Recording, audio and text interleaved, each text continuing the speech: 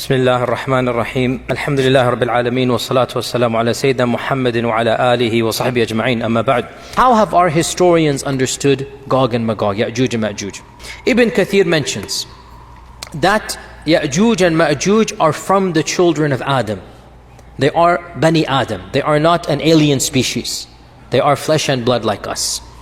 And some of our early historians, and this is not Quran and Sunnah, this is just folklore and history, they say Yajuj and Majuj goes back to Yafith ibn Nuh.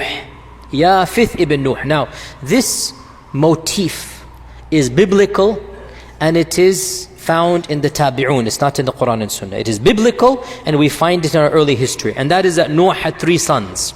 Sam and Ham and Yafith. This is a common motif that is found in the Old Testament. It is something that the Semitic races believe in, and it is found not in the Quran, not in the Sunnah, but in where? Early Islamic historical traditions. Which is why we don't necessarily have to believe in it. If it was the words of Allah and His Messenger, سَمِعْنَا وَأَطَعْنَا. If it's the word of a tabi'i, or even a sahabi, because this is history and it's not ilm al-ghayb, we don't have to accept it. So this issue we find it in the Tabi'un, that Noah had 3 sons, Sam, Ham and Yafith. And from Sam we get the Semitic peoples, the Arab and the Hebrew race, and also according to this interpretation, Faris and Rum, the Persians and the Romans, right? Hence why back in the 1910s when there was race laws in America, there were race laws in America. Hitler got his race laws from America, by the way. There was a problem. How do we classify Arabs? How do we classify Arabs? How do we classify Desi log? A Hindu sued in the Supreme Court. And he argued, I'm not making this up. You can look this up, a famous case. I forgot the title. Singh versus this. No, it wasn't Singh. I'm joking. That was just a joke. That was a scrap that. But it was a Supreme Court case. Supreme Court case. And he argued that he argued he's Aryan. Aryan mean Caucasian. In fact, he said, I am the Asli Aryan. You guys are Naqli Mal. I'm the real guy. And he used these race theories. And from this as well, Middle Easterners said, well, we are Caucasians. We are the descendants of Sam. They brought in the Bible. We are this. So this is now a theory that they had. And that is why to this day, some people say if you're Arab or Desi, you're technically Caucasian. And in fact, all of this is a little bit antiquated, to be honest. These views and whatnot, they don't add up scientifically. So all of this is anyway. But the point is, this is the notion that Sam is Semitic. And Ham is the father of the Barbar and the Qibt and the Sudan. So African peoples, Ham. And Yafith is the father of the Atrak and the Slavs and the Yajuj and Majuj. So the Russians and the Mongolians and whatnot are Yafith. To be brutally honest, this entire trope smacks of racism. And it's not found in the Quran and Sunnah, and it seems to be biblical, and it seems some of our early commentators copied and pasted from the Old Testament, which is actually very common. There's a genre called Israeliyat, where some of our earliest scholars, they would study the Midrash and they would study the Jewish folklore. And at that time, the Jewish folklore was considered to be a civilization worthy of admiration and respect. So they would take this and then speak it in Arabic to the masses, and the people would think that this is a part of Islamic folklore, even though it is coming from the Midrash. And this is well known, but I'm not inventing this up. It's called the Israeliyat. Look this up. So Allah knows best. I am very skeptical of all of this in any case. So Ibn Kathir says they are the children of Yafith. That's what I'm trying to say. All of this was that. And this is the standard interpretation of the majority of our medieval scholars. The fact that Yajuj and Majuj are Bani Adam, it seems pretty clear from our tradition. Bani Adam means human beings.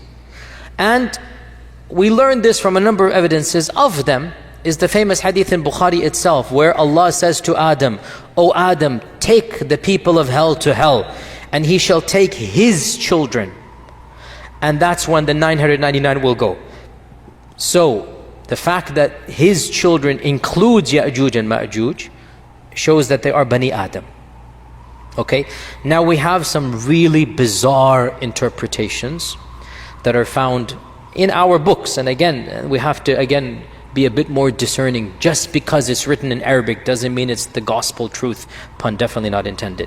Just because we find it in an ancient book doesn't mean anything. We find ancient books written in our tradition that mention bizarre stories, truly mind-boggling. Some of the earliest books like Ka'b al-Ahbar and others. And there is a tradition found that once Adam had a wet dream and his fluid fell on the earth, and that earth sprouted forth and it became Ya'juj and Ma'juj. So we find this in our folklore, and we find it in respectable medieval books. And that's why, dear Muslims, we do need to be critical of our own tradition. We do need to be. Our ancient scholars were not infallible. We respect them, wallahi we do. But they were people of their time and place, and we need to look at it in our time and place and be cognizant of their humanness as we are cognizant of our humanity as well. So this is also found that Ya'juj and Ma'juj are Bani Adam but not Bani Hawa. Go figure. In any case, to be brutally honest, standard medieval interpretation of Ya'juj and Ma'juj is the following. This is what you find in Ibn Kathir. You find it in the tafsir literature of As-Samarqandi and of Al-Tha'labi, and basically this is the mainstream interpretation for our classical and middle ages of Islam. Ever since the beginning of writing tafsir, let's say 300-400 Hijrah, up until pre-modernity, up until going to CE 1800s or whatnot. If you look at any book of tafsir, any book of history, the notion was the following. Ya'juj and Ma'juj are a bizarre, exotic tribe in the nether regions of the world that have been trapped by Dhul Qarnayn thousands of years ago, and they're still trapped to this day. And quite a few medieval historians have reported that I know of a friend of mine who traveled to the end of the world and he saw with his own eyes the wall of Ya'juj and Ma'juj. We find this in respectable Islamic books. The notion that Ya'juj and Ma'juj are a living tribe, blocked to this day behind the wall that was built 4,000, 5,000 years ago. That wall miraculously is still there. People can see on the one side, and on the other side you have these savages that Allah knows how they're eating, drinking, replicating, whatnot, and they're still there for eons and eons and eons.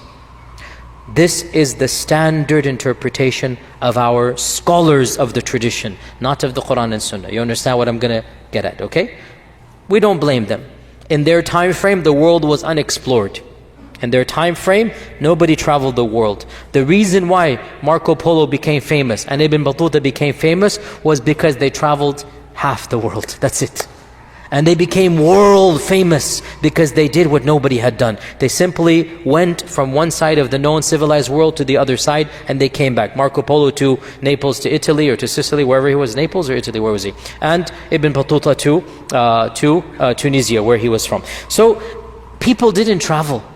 And folklores and legends were very common, and it was easy to believe these types of things. That there is this nether region of... And you know, if you read, by the way, even Ibn Battuta, by the way, you find bizarre fables. You find belief in mermaids, and you find weird creatures and whatnot. This is what he believed. He really believed that there are races and aliens, or not aliens, but you get my point. This is the notion of his time. Marco Polo as well, he believes these types of things. So it's not surprising that our medieval scholars believe this type of stuff. Now, obviously, dare I say, anybody who knows science and geography and modern civilization, you cannot believe that there is a tribe for 4,000 years trapped behind a wall. I mean, if you believe this, that's your position. I cannot believe it. I find this very difficult to believe. So this has led people to do multiple things. The first interpretation, which is the standard interpretation of medieval Islam, is that, okay, Maybe there are places in the world that are undiscovered. Maybe there is a race of people locked up behind the Caucasus Mountains or in Mongolia or whatever, and they're still over there. But many Muslims still believe this. I'd have nothing to say to this. If you believe it, I have nothing to say. I don't believe it, is all I'm trying to say. I'm not trying to dismiss any person's belief, and this is the belief of medieval scholars. If you still believe that there's a big wall that is lasting for thousands of years, and by the way, no human structure is that fortified for 4,000 or 5,000 years that nothing happens to it. Even the Great Wall of China needs to be built up or whatnot. I mean, it doesn't work that way. But anyway, if you believe, and anyway, so this is, what can I say? If you believe it, you believe it. Others have said, we need to reinterpret Yajuj and Majuj metaphorically. And this goes back to another thing that I kept on stalling when we talked about the Dajjal, because I wanted to talk about it with Yajuj and Majuj. And that is this newfangled interpretation where they say Dajjal and Yajuj and Majuj are symbolic. Symbolic. It's not an entity. Dajjal is, he will say, globalization. And Yajuj and Majuj, they might say Russia and America, the superpowers. And honestly, I mean, okay, jokes aside, I admire the fact they're trying to salvage the tradition, because they understand that mainstream interpretation doesn't make sense. So they're trying to salvage the tradition, and they say, you know what?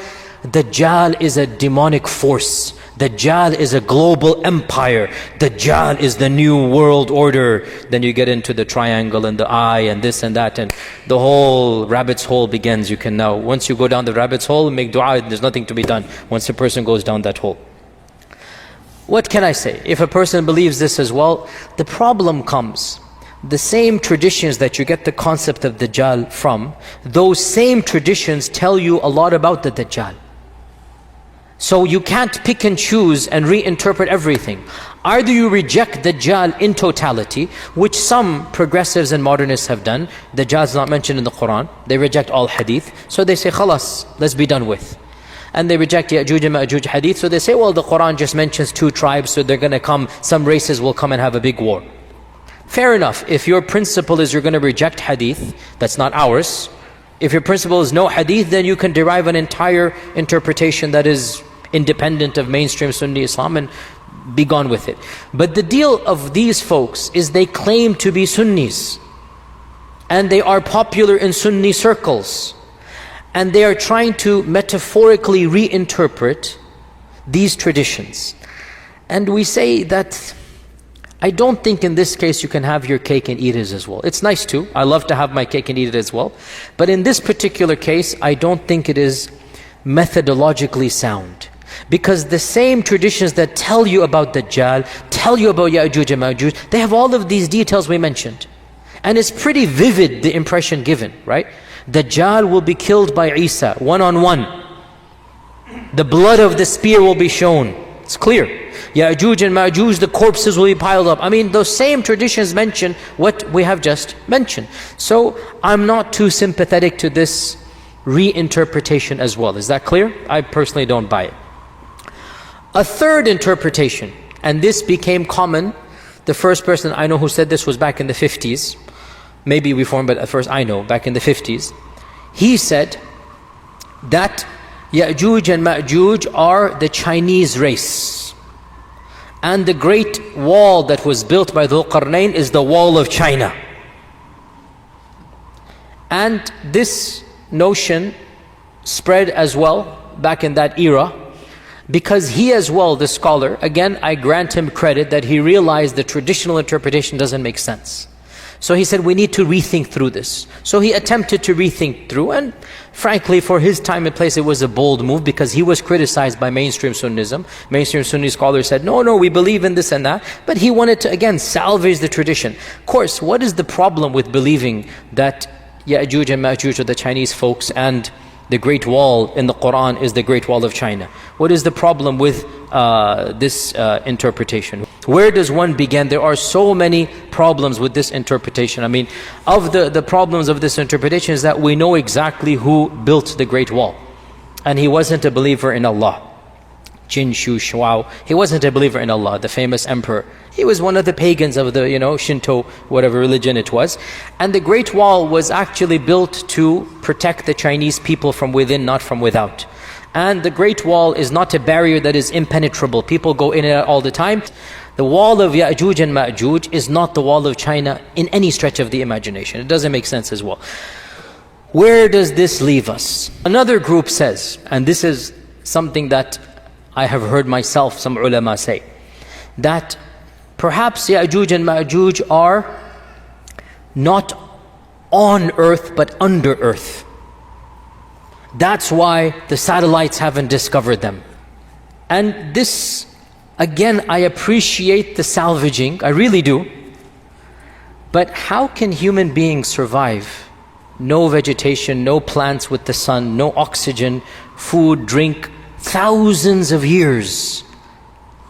And according to these traditions, we're talking about gazillions of people. What is the answer to this conundrum of Yajuj and Majuj? I will disappoint you by saying there is no clear-cut answer. But wallahi, to struggle with the truth and to admit the struggle is a safer position than to invent something that is far-fetched and then pretend that it is answering the problems.